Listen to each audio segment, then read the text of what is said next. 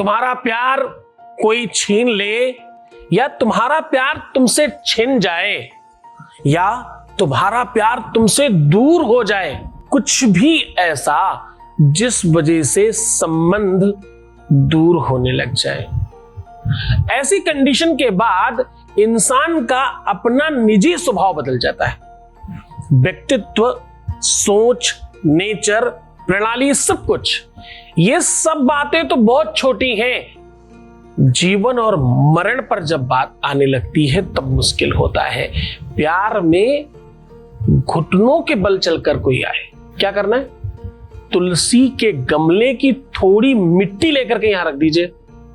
मात्र इतना करने से तुम्हें वो माता, तुम्हें वो पिता, चपिता, तुम्हें वो पूरा का पूरा श्लोक तुम्हारे लिए ही बोला जाएगा। जानिए पूरा विश्लेषण।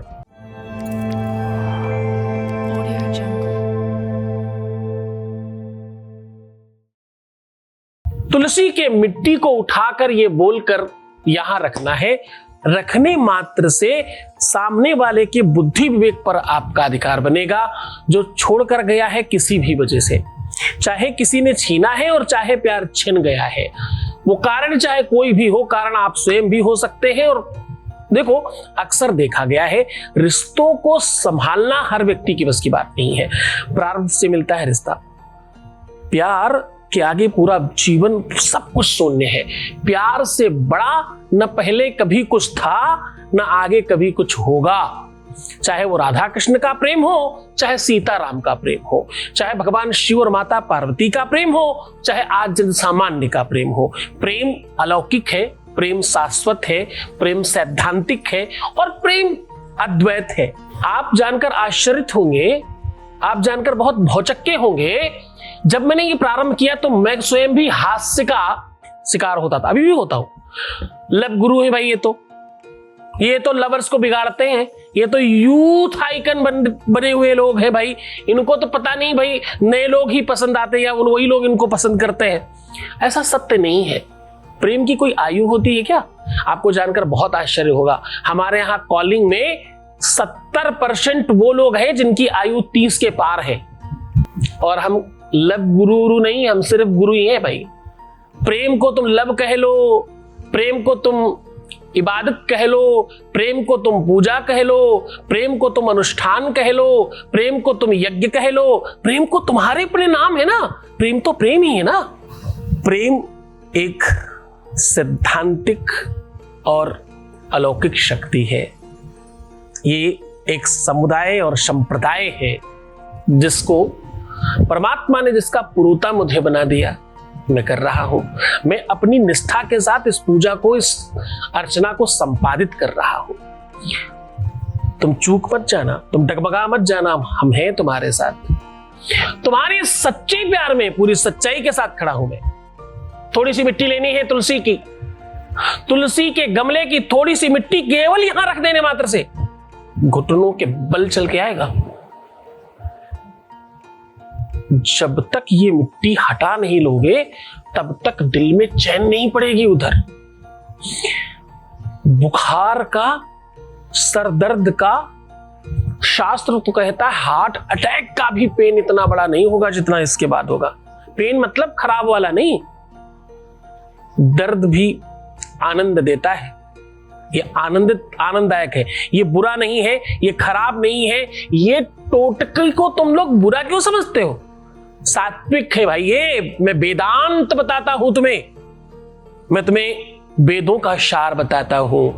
कोई तांत्रिक मांत्रिक थोड़ी है जो तुम्हें इधर उधर की बातें बिना मतलब की समझाएंगे। हम वो बताएंगे जिससे तुम्हारा सिर्फ और सिर्फ कल्याण हो। किसी भी प्रकार का साइड इफेक्ट का कोई मूल्य नहीं है यहां। साइड इफेक्ट का काम ही नहीं करते हम। 100% बेनिफिट, वरना और कुछ नहीं। तो सीधा उपाय को लेकर के चलेंगे, उसके पहले एक अनुभव ले लेते हैं। Voice message please. प्रणाम गुरुजी, आपके चरणों में कोटि कोटि। गुरुजी, आपने कहा था कि मैं और मेरे पति बहुत जल्द एक साथ रहेंगे और मेरे पति की नौकरी जल्द ही दिल्ली में वापस लग जाएगी। आपकी कृपा से गुरुजी, मेरे पति अगले महीने दिल्ली वापस आ रहे हैं। ये सब आपकी कृपा और आशीर्वाद से हुआ है गुरुजी।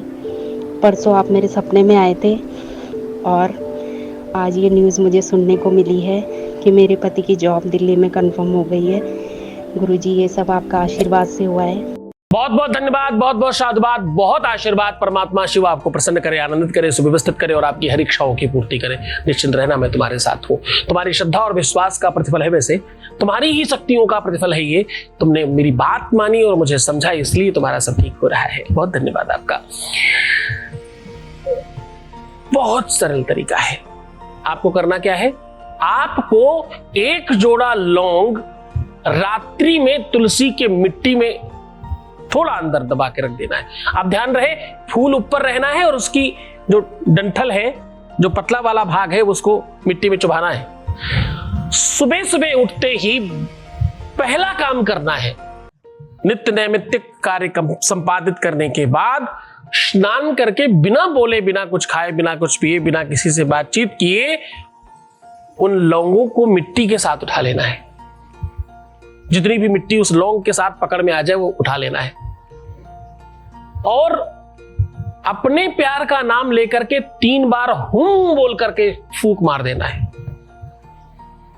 किसी भी गरु चीज के पास या पीपल के वृक्ष के नीचे, पीपल, बरगद, पाकर और नीम, इनके नीचे किसी गरु चीज के साथ या अपने ही मंदिर के आसपास या जहां आप सोते हो वहां कहीं पर बहुत गरु चीज के साथ दबा दीजिए।